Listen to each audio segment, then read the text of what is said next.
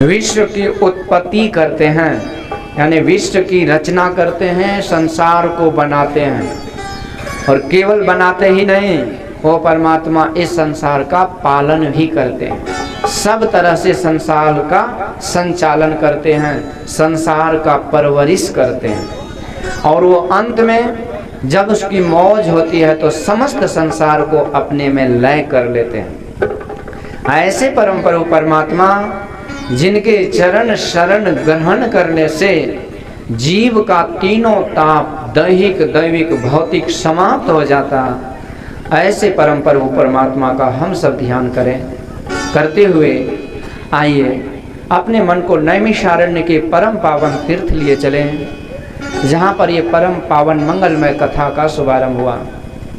ये नैमिषारण्य परम पवित्र तीर्थ है। यहाँ पर दधीची बाबा ने कठोर तप किया था। ये उत्तर प्रदेश के सीतापुर जिलांतर गोमती नदी के तट पर अवस्थित ये पवित्रतम तीर्थ है, जहाँ पर ब्रह्मा जी का वो चक्र स्थिर हो गया था और हम लोगों का भी मानस चक्र वहाँ स्थिर हो सकता है। वो तीर्थ जहाँ पर आज 88,000 ऋषियों के मध्य में श्री सूत जी महाराज विराजमान हुए और श्रोताओं का प्रतिनिधित्व श्री शौनक जी महाराज करते हुए आज सूत जी को निवेदन किया। ज्ञान ध्वांत विध्वंस कोटि सूर्य समाप्रभा सूताख्याहि कथा सारम मम करुणा रसायनम। हे सूत जी महाराज, हम समस्त प्राणी घोर अज्ञान अंधकार में घिरे हुए हैं और आपका जो ज्ञान है वो करोड़ों सूर्य के समान इस अज्ञान अंधकार को सर्वथा के लिए मिटाने में समर्थ है। ये बाहर के सूर्य भगवान बाहरी अंधकार को तो मिटा सकते, पर मनुष्य के हृदयगत जो घोर अंधकार जन्म जन्मांतर से है, उस अंधकार के साम्राज्य को बाहर के सूर्य नहीं मिटा सकते। इस अंतर्गत अंधकार को मिटाने के लिए आप जैसे गुरुदेव का ज्ञान ही आवश्यक है। हम लोग जानना चाहते हैं कि ज्ञान वैराग्य और भक्ति को जगाने के लिए वैष्णव लोग क्या उपाय करते हैं, कौन सा ऐसा कार्य किया जाए कि जिससे माया और मोह का निवारण हो जाए।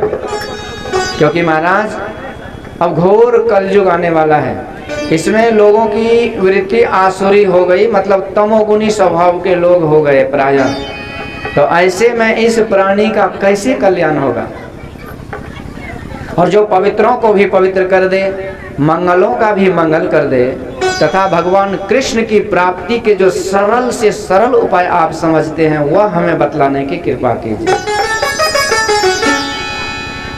क्योंकि हे सूत जी महाराज, आपके ऊपर गुरुदेव भगवान की प्रत्यक्ष कृपा है, और जिसके ऊपर गुरुदेव की कृपा होती है तो दुनिया में समझिए कि और सारे देवी देवता सहित ईश्वर की कृपा ऑटोमेटिकली उसको प्राप्त हो जाती है। मतलब जैसे हाथी के पद चिन्ह के अंदर सबके पद चिन्ह समाहित है, उसी तरह गुरुदेव की कृपा के अंदर समस्त देवी देवताओं की कृपा निहित है। ये गुरुदेव की कृपा आपके ऊपर है। देखिए महाराज, संसार में लोग सुख पाने के लिए, सब कुछ पाने के लिए बहुत कुछ करते हैं। कोई सोचते हैं कि हमको काम धेनु गौ की प्राप्ति हो जाए ना तो सारी कामना पूरी हो जाएगी। कैसे? तो जैसे वशिष्ठ जी की हो गई थी। वशिष्ठ जी महाराज के पास काम धेनु गौ, और विश्वामित्र ठहरे राजा ऋषि राजा, पर वशिष्ठ जी के कुटिया पर जब पहुँचे तो वशिष्ठ जी ने उस काम धेनु गौ माँ की शक्ति और उसके प्रभाव से ऐसा अद्भुत स्वागत विश्वामित्र जी की किए कि वो भी अचंभित रह गए। तो कामधेनु का चमत्कार कि कामधेनु गौ हो और जो कामना कीजिए सब पूरी हो जाए। एक है कल्प वृक्ष, ये स्वर्ग में पाए जाते हैं। इसकी विशेषता है कि इसके नीचे आप सीधा बैठ जाइए। जैसे पीपल वृक्ष है, आम वृक्ष है, इसके नीचे बैठेंगे तो थोड़ी सी ठंडी लगेगी, बस वातावरण अनुकूल हो जाएगा। पर ये कल्प वृक्ष के नीचे जो बैठ जाता है तो आपके मन में जो करोड़ों करोड़ों कल्पनाएं हैं, एक दिल लाखों तमन्ना, उस पर भी ज्यादा हविस। तो दिल तो एक ही है, पर मन में तरंग अनेक उठते हैं। हर पल हर क्षण इच्छाएं चाहनाएं वासनाएं जो हमारे मन में है, यदि कोई उस कल्प वृक्ष के नीचे बैठ जाए तो जितनी कामनाएं हैं सब पूरी हो जाती। ये कल्प वृक्ष का करामत है। इसी तरह कामधेनु, कल्प वृक्ष, चिंतामणि, ये चिंतामणि ऐसी चीज है कि उसको प्राप्त हो जाए तो सारी चिंता फिकीर ही खत्म हो जाए, क्योंकि चिंता जिस चीज की है वो पूरी हो जाती। तो महाराज दुनिया में लोग सुख शांति पाने के लिए ये सब उपाय करते हैं, सोचते हैं कि हमको कामधेनु, कल्प वृक्ष, चिंतामणि मिल जाए तो चलो हमारा झंझट ही फिर खत्म हो जाए, हम सदा सदा के लिए सुखी हो जाए। परंतु ये अंतर देखा गया कि कामधेनु, कल्प वृक्ष और चिंतामणि दुनिया के लोक के परलोक के समस्त वस्तु आपको उपलब्ध तो करा सकते हैं, परंतु उसमें वो शक्ति सामर्थ्य नहीं कि ईश्वर परमात्मा को आपके लिए उपलब्ध करा दे। और यदि सब कुछ आपको प्राप्त हो गया और ईश्वर परमात्मा की भक्ति और उसकी प्राप्ति नहीं हुई तो सब कुछ प्राप्त होने के बाद भी क्या होगा? तो कहते सब कुछ प्राप्त होने के बाद वो इसी तरह से होगा जैसे कि लवण बिना बहु व्यंजन, जैसे अभगत हीन नर सोहई तैसे। 56 प्रकार के भोजन व्यंजन तैयार कर लीजिए, एक से एक तेल मसाला, एक से एक आइटम वैरायटी उसमें दे दीजिए, पर सबसे सस्ता और साधारण चीज नमक देना भूल जाइए। तो खाने वाले कोई बड़ाई करेंगे, कोई प्रशंसा करेंगे, भाई इतना मेहनत से बनाए, इतना खर्चा वर्चा किया, बड़ाई कर दो। सब कुछ रहते हुए भी यदि नमक से विहीन वो भोजन है तो उसकी प्रशंसा नहीं होती, क्योंकि उसमें स्वाद ही नहीं है। इसी तरह चिंतामणि, कामधेनु, कल्प वृक्ष ये सब कुछ तो दिला सकते हैं, लेकिन परम शांति का लाभ और सच्चा सुख तो तब मिलता है जब वो ईश्वर की प्राप्ति होती है। और हे सुख जी महाराज, ये केवल आप जैसे समर्थ संत जिस पर गुरुदेव की कृपा है, तो केवल गुरुदेव की कृपा से ये सच्चा सुख स्वरूप परमात्मा की प्राप्ति होती है। इसलिए चिंतामणि लोक सुखम सुरद्रोह स्वर्ग संपदम प्रयच्छति यदि प्रीतो वैकुंठम योगी दुर्लभम। तो जो चीज चिंतामणि, कामधेनु, कल्प वृक्ष नहीं दे सकते, वो ईश्वर को प्राप्त करने की सामर्थ्य इसमें नहीं है, परंतु जो जीव संत सदगुरु के चरण शरण में बैठ करके उसकी युक्ति भक्ति करके करने लग जाए तो उसे साक्षात परम प्रभु परमात्मा की प्राप्ति हो सकती है। बोलिए सदगुरुदेव भगवान। तो ऐसे गुरुदेव की कृपा हे सुत जी महाराज आपके ऊपर दिन रात बरसती रहती, तो वही कृपा की किरण हम लोगों के हृदय पर प्रकाशित करे, हृदय पटल पर, ताकि हम लोगों के अज्ञान जनित अंधकार सर्वथा के लिए मिट जाए। तो आइए हम लोग भी उसी गुरु कृपा को प्राप्त करने के लिए 2 मिनट करतल ध्वनि के साथ गुरु वंदना करते हुए सूत जी महाराज की वाणी द्वारा हम लोग कथा को सुने। सारे तीर्थ धाम आपके चरणों में, सारे तीर्थ धाम आपके चरणों में, हे गुरुदेव प्रणाम आपके चरणों में। सारे तीर्थ धाम आपके चरणों में, हे गुरुदेव प्रणाम आपके चरणों में, हे गुरुदेव प्रणाम आपके चरणों में। हो सारे तीर्थ धाम आपके चरणों में, हे गुरुदेव प्रणाम आपके चरणों में, हे गुरुदेव प्रणाम आपके चरणों में।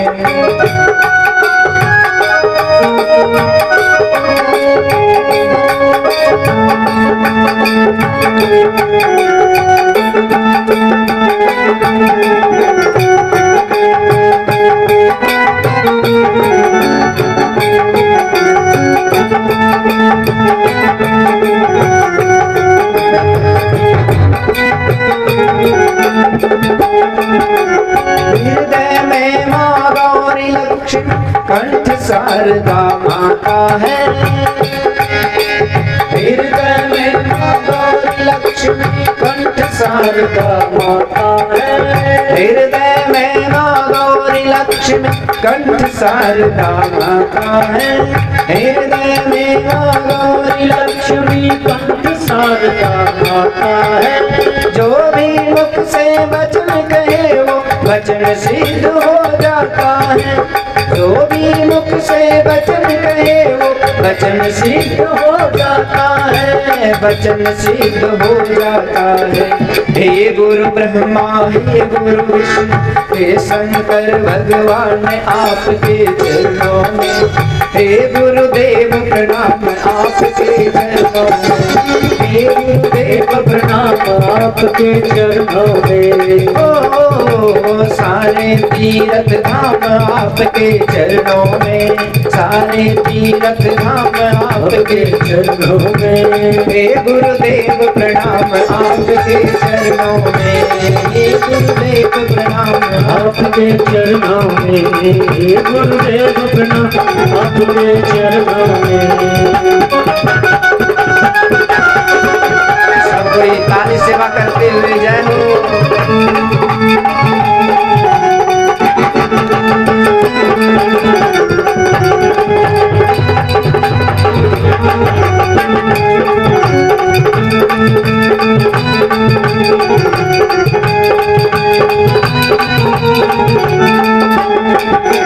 जन्म के दाता मात पिता है आप कर्म के दाता है।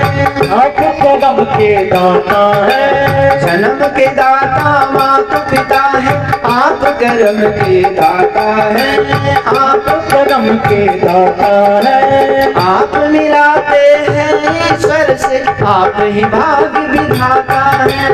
आप मिलाते ईश्वर से आप ही भाग विधाता है। आप मिलाते हैं ईश्वर से आप ही भाग विधाता है। आप ही भाग विधाता है। दुखिया मन को रोगी तन को मिलता है आराम आपके चरणों में। हे गुरुदेव प्रणाम आपके चरणों में। हे गुरुदेव प्रणाम आपके चरणों में। ओ सारे तीर्थ धाम आपके चरणों में। हे गुरुदेव प्रणाम आपके चरणों में। सारे तीर्थ धाम आपके चरणों में। हे गुरुदेव प्रणाम आपके चरणों में। हे गुरुदेव प्रणाम आपके चरणों में। हे गुरुदेव प्रणाम आपके चरणों में।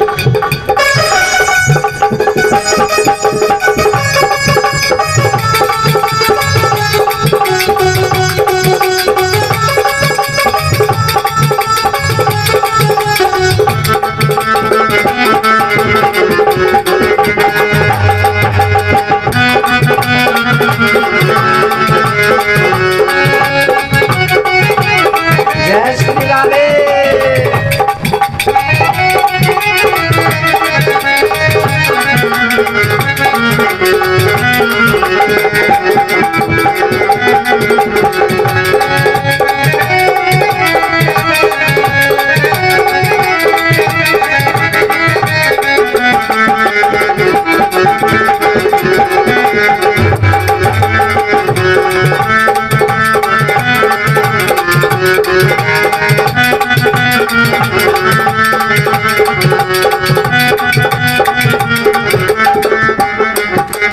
निर्बल को बलवान बना दो मूर्ख को गुणवान प्रभु। मूर्ख को गुणवान प्रभु। निर्बल को बलवान बना दो मूर्ख को गुणवान प्रभु। मूर्ख को गुणवान प्रभु। मुझे अज्ञानी भक्तों को भी ज्ञान का दो वरदान प्रभु। मुझे अज्ञानी भक्तों को भी ज्ञान का दो वरदान प्रभु। ज्ञान का दो वरदान प्रभु। हे महादानी हे महाज्ञान। हे महादानी हे महाज्ञान। रहूं मैं सुबह हो शाम आपके चरणों में। हे गुरुदेव प्रणाम। हे गुरुदेव प्रणाम आपके चरणों में। हे गुरुदेव प्रणाम आपके चरणों में। चरणों में। हे गुरुदेव प्रणाम आपके चरणों में। सारे तीर्थ धाम आपके चरणों में। हे गुरुदेव प्रणाम आपके आपके चरणों में सारे तीर्थ धाम आपके चरणों में हे गुरुदेव प्रणाम आपके चरणों में हे गुरुदेव प्रणाम आपके चरणों में हे गुरुदेव प्रणाम आपके चरणों में। भोली श्री प्रशंसा सुन आज सूत जी बड़े प्रसन्न हुए और कहते ऋषियों, अब मैं आप लोगों को श्रीमद् भागवत महापुराण कथा सुनाने जा रहा हूं जो श्री सुखदेव भगवान ने परीक्षित को सुनाया।